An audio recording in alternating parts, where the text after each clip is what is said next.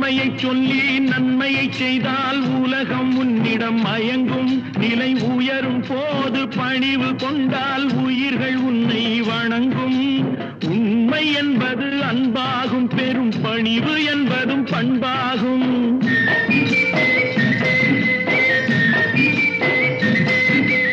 உண்மை என்பது அன்பாகும், பெரும் பணிவு என்பது பண்பாகும். இந்த 4 கட்டளை அறிந்த மனதில் எல்லா நன்மையும் உண்டாகும், எல்லா நன்மையும் உண்டாகும். 6 மனமே 6, அந்த ஆண்டவன் கட்டளை 6. 6 மனமே 6, அந்த ஆண்டவன் கட்டளை 6.